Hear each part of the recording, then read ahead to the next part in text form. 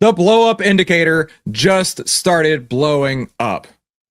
I don't know about you, but if I own SoFi right now, I'd be pretty upset. SoFi is absolutely in a stage 4 downtrend, but it's not the only one.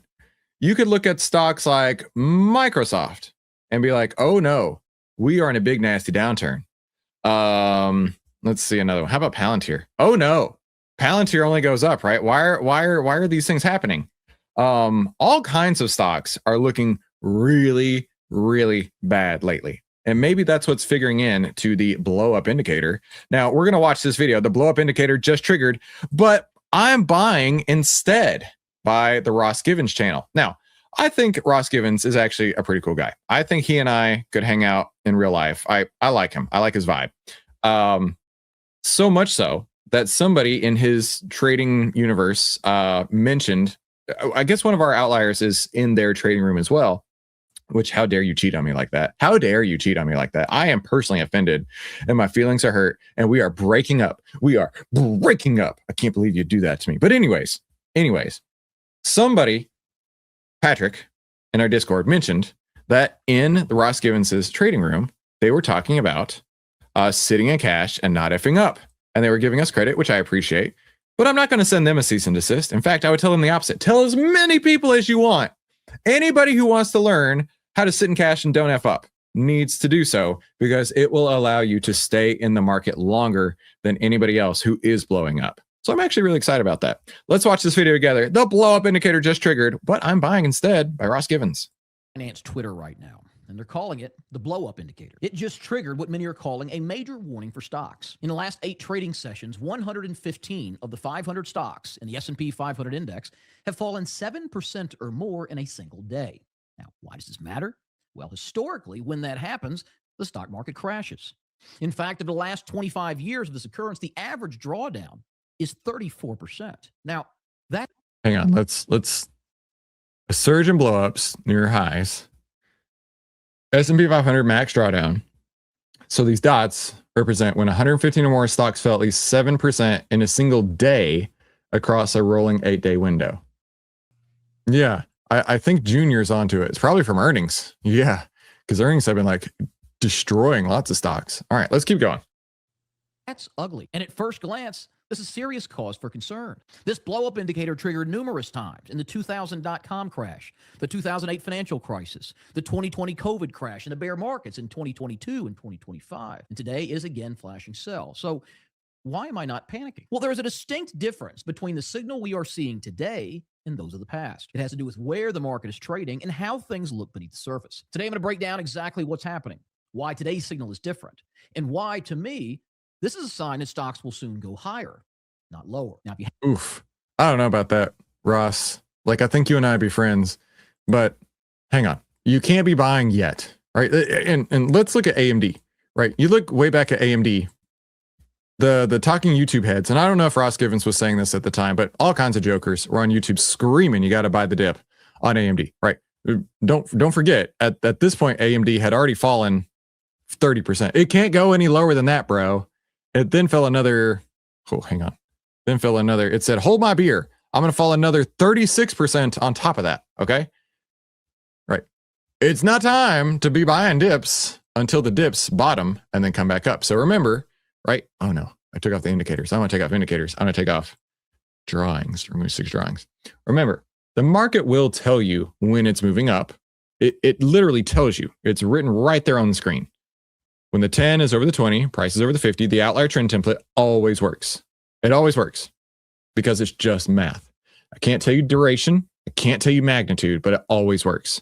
So there could be an instance of these stocks he's talking about where they will bottom and then turn around, but don't be buying the dip until it starts to rip. Because remember, you don't know how far the dip is going to dip, just because, and just in the same thought as you don't know how far it's going to rip when you buy the rip. We'll keep going. Surely Ross is not going to say, pick the bottom right here. It's an impossibility, but we'll keep going. Haven't already, be sure to subscribe to the channel so these videos show up in your feed. Oh no, I'm going to subscribe. I'm not subscribed to Ross on this channel. Let's keep going. I also still have that $5 Black Ops special going on. So if you want to learn more, take your investing to the next level, click the link, scan the QR code. You can join my service for... We're going to have to fast forward through that too. Sorry, Ross. There we go. dots show every occurrence of it for the last 25 years. And again, initially it looks scary. You're like, well, these were showing up in this crash and this crash and this crash and this one. But what is different about this red dot that just printed far to the right side of the chart over almost every other one on here? Now, there are signs of a healthy market and signs of an unhealthy market. These signs would have allowed you to avoid the 2022 bear market and also participate in the massive bull markets in the other periods. And healthy markets tend to have broad-based participation. Of course, that's breadth, right? Let's go. I appreciate that, Ross. Thank you for the introduction that I could take over here real quick. Healthy markets do have broad-based participation, right? That is what breadth is measuring. And you can measure that inside OVTLYR basically instantaneously using the breadth tab right there. This will show you of the 9,000 stocks that we cover, yeah, we don't have broad-based participation. No way. In fact, we have more sell signals than buy signals. It's getting worse by the day. We're getting less uptrends, more downtrends. It's getting worse by the day. The only sectors that have positive breadth is utilities, the ETFs. I don't know exactly what that's covering. Real estate sector, communication, and healthcare. Those are the only ones that have a bullish breadth right here. Now, utilities is not good. Utilities is not good. Utilities is a flight to safety. Utilities is a flight to safety. So when you see utilities on fire, which is what we see over here on breadth, that's a bit dangerous. Additionally, communications. This is like the Facebooks, the Facebook is Meta, but Google's and Netflix's. Those actually may have started to bottom, and breadth is coming back in. So let's. I want to pull up a couple of those names real quick because I'm now actually very curious. Let's go to Meta. That'll be the first one here that I notice in the communication sector. You can see the communication sector down here has pulled up. Its breadth is increasing. The fear and greed is also getting more greedy. However, Meta stock is sitting on a sell signal inside of a downtrend. Okay. What about Netflix? Joe, have you seen Netflix in the last few months? Yeah. Wow. It's brutal. A lot of red on the screen. Yeah. Okay. Well, I'm certainly not buying either of those. We'll do one more. What about Google? Right. The three biggest names in the communication sector, all of them are not looking good. In fact, all three of these are sitting on sell signals, getting more fearful and downtrends. Yeah, not so great. Let's keep going. Now, we call it the stock market, but really it's just a market of stocks. The S&P 500 index is the 500 largest publicly traded companies in America. But it's 513. God, Joe, people actually leave comments like that. They're so dumb and they have nothing else to do in their lives. They actually leave comments like that. Anyway, we'll keep going. 5,000 plus stocks among all the exchanges. But most of us focus on the indexes, the S&P, the NASDAQ, the Dow, and these are market cap weighted. So now market cap weighted is very significant. Because, for example, like, in fact, let me go to the heat map for the S&P 500, right? Of the 500-ish stocks, the biggest ones on here are going to move the market more. This is not equal weighted. This is market cap weighted. So if we go to year to date, my computer's running slow. There we go. Okay. If we go to year to date, no, that was 1 year. My bad. Year to date. There we go. Go to year to date. You can see it's not so great for a couple big names.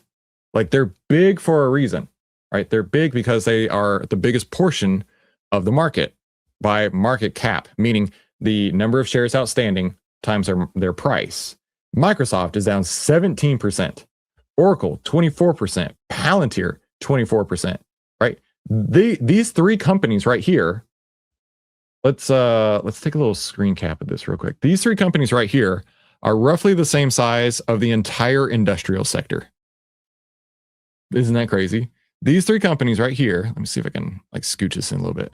These three companies right here are roughly the size of the entire healthcare sector. These three companies right here are roughly the size of the entire financial sector. Joe, that's kind of nuts. Like, it's way more than I expected. We didn't even include Apple. Apple's only down 2%. But you want to know why the market is struggling? It's because these three are not doing very well at all. In fact, I would say all stocks are bad, including Microsoft, Oracle, and Palantir. And sometimes they act right. But not right now. But not right now. I mean, look at this, Joe. This is year to date, and you've got some sectors that are like on absolute fire. Like the real estate sector, nearly everything's green. Energy sector's out of control. Industrial's out of control. Yet the market is going sideways because of those jerks. I almost said something I shouldn't have. Because of those jerks holding it down, right? And in fact, there is an equal weighted ETF called RSP. Wow, that's a tale of two different markets right there, Joe. Let's compare RSP, which is equal weighted, to SPY, which is market cap weighted. Not XLP. Let me just go to SPY. That's the tale of two very different markets, my friend. Yes, this market on the right-hand side is getting dragged down by a handful of stocks, a handful. FinViz. Joe, upgrade your FinViz experience. Join thousands of traders today with finviz.com. There you go. I'll send them a bill for that. Looking at this, right? These handful of stocks are weighing down the entire market, where everything else actually is looking great. Pretty interesting, wouldn't you say? The reverse could be said like 6 months ago, right? Where it was only technology stocks that were getting investment. You know what? I like that. Let's take a look at it, right? Because the market, equal weight market from July to November was sideways. From July to November on the SPY, market cap weighted, went up bigly. Yeah, great point, Joe. Huh. I like it. Look at us doing some analysis here. Yeah, this is great. Let's keep going. There's more things that are cyclic out there if you just pay attention. And you know, Dave, I kind of would agree to you. RSP is usually a better indicator of the overall market because it is market cap weighted, right? If RSP is dropping like crazy, equal weighted, that means everybody's hurting. But if the SPY is chopping sideways or even dropping, it really may be concentrated. It very well could be concentrated and just the top left corner over here. What that means is the bigger the company, the higher the valuation, the more weight it holds in that index. And I'll show Duh, Ross. We all know that at this point because they just listen to a random guy on the internet. you what I mean. This is the S&P 500 index by weight. So 500, there's 500 stocks. So you'd think each one of them would be worth 0.2%, but that's not the case. NVIDIA is a $4 trillion company. Because of its massive size, that one stock is 8% of the index. So that's kind of what we were looking at just a minute ago on the heat map, just broken down in a different way. I like it. It'll work.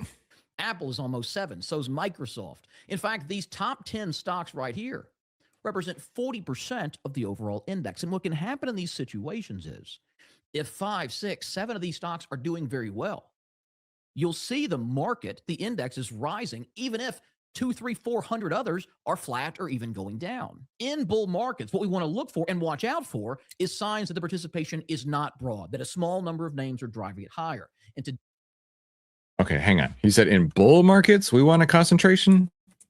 and going down. In bull markets, what we want to look for and watch out for is signs that the participation is not broad, that a I kind of disagree with that. Just fundamentally, I don't mean like fundamentals. I mean like fundamentally, that doesn't make sense to me.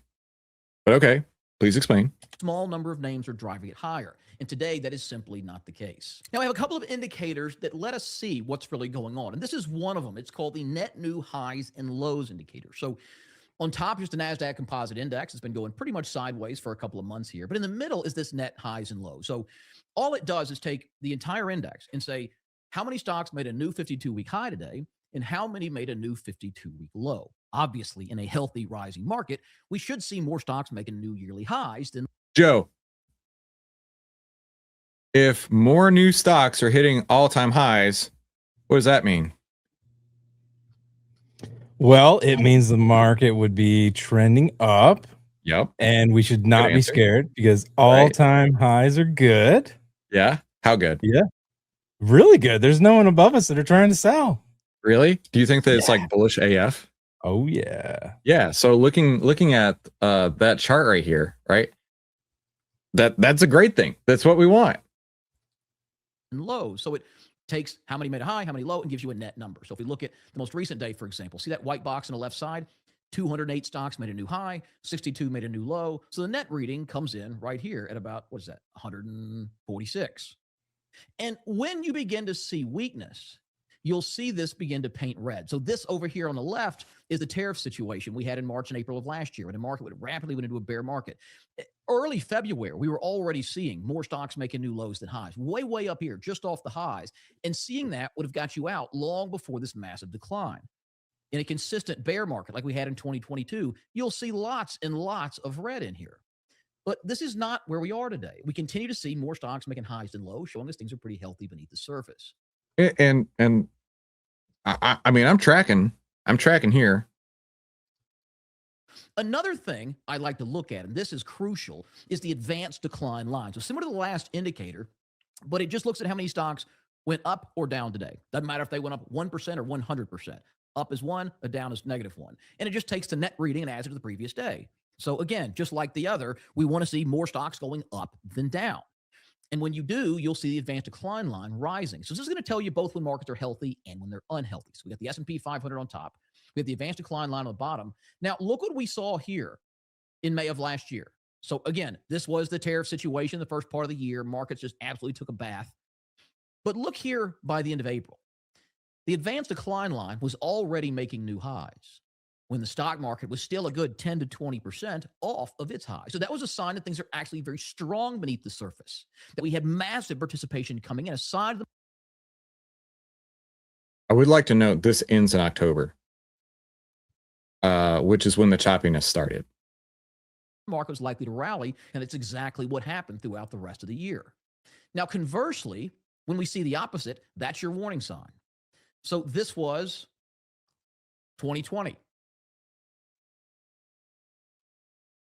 So this was 2021. Now, if you don't remember, look here to the top chart. 2022 was a bear market. Stocks fell in a significant way for the first 9 months of 2022. But this would have warned you that was coming.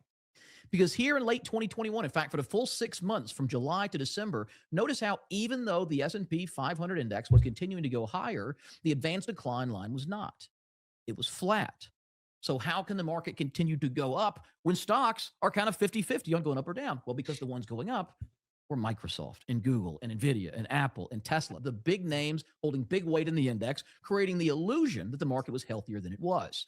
But had you seen this, you'd have known the rally is not real, gotten out early as it began to break down, and you would have been out here 4 or 5% off the highs and sidestepped the entire market. So why do I tell you all this? Well, look where we are today. The S&P 500, which has been just kind of... Hang on, before he says anything. The market's been going sideways. This is what he's showing on his chart right here. However, advanced decline line,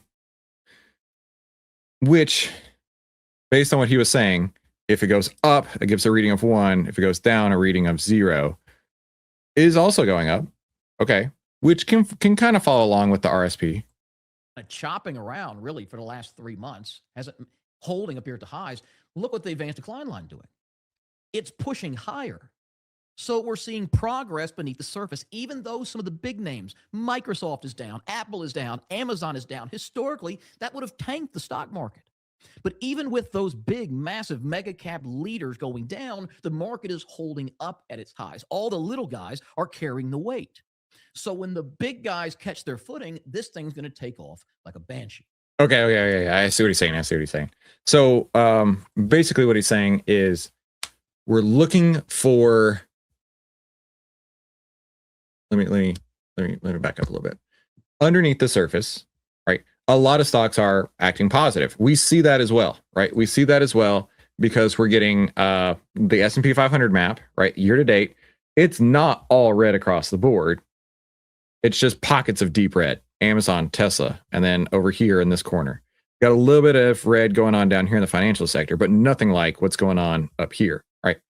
So once the market can find its bottom, and then these guys start to turn, they can help push the market up even bigger, right? That's actually the point of having a market cap weighted index, is because even when these aren't performing, the market's not like getting trounced because of everybody else. I mean, that's kind of the point. But to that point, let's say if everybody else continues doing what they're doing and Microsoft goes from down 17 to flat, that's going to be huge moves on the year. Enormous moves on the year. Is that making sense, Joe? Oh, yeah, definitely. And it really kind of solidifies the point that the market overall needs to be pushing up as well. Even if you find a really solid sector, it's not necessarily going to push the price of the stock that you're after up, right? So the whole market itself needs to be seeing investment. It needs to be moving the direction you want to trade. Yeah. And to Steven's point right here, right? Steven, Stephanie, he or she, we don't really know. Steven / Stephanie was saying, let's go, let's do that. I agree. So like everybody else stays status quo. We get these guys checking into the right hotel. Boom, rocket ships. Let's do this thing. All right, I'm good. I'm tracking. I'm following. Now, another thing to look at is the percentage of stocks above their 200-day moving average. So if we just take the S&P 500. You mean the percentage of stocks that's trending higher? Yeah, that's what that means. In fact, hey, one thing I learned from Mark Minervini was specifically this. Oh my gosh, specifically this. Like legitimately, Joe, this was exactly something that Minervini and I worked on, was looking under the hood of the market at market breadth. That's where I learned it, was from him. So yeah, there you go. 500 here, and I'll turn these other ones off. The 200-day moving average is this line you see on the chart. And most technicians, institutional investors treat this as the line in the sand. A stock, an index, whatever, above its 200-day moving average is defined as in a long-term uptrend. Below its 200, it's long-term downtrend. And so you see, for the most part, right, this was the COVID sell-off, but good bull market, it stays above. This is the 22 bear market where it stayed below. This has been the bull market where we stayed above. This was the tariff sell-off. So it's a pretty good indication of how many stocks are in a long-term uptrend. And historically, what we'll see is that somewhere in a kind of 60 to 70% stocks stay in that long-term uptrend. So we have the U.S. Composite Index on top, just the general market, and the bottom is the percentage of NASDAQ composite stocks above that 200-day moving average. And so what you notice is this is not rolling over. It's holding up here in this kind of 60 to 70% range where it's been the last 12, 18 months. The only sign for concern is if you get below 50%, and we get close in here. Last November, we've pushed back up.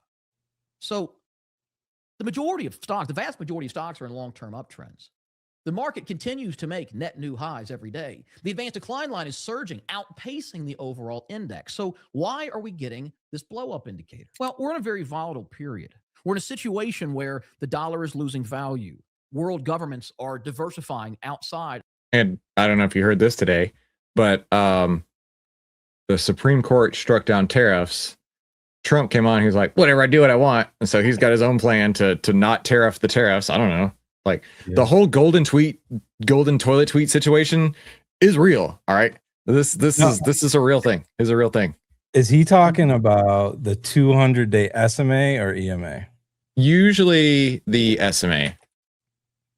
The 200-day is generally traded on the SMA, the simple moving average. Okay. Good question, Joe.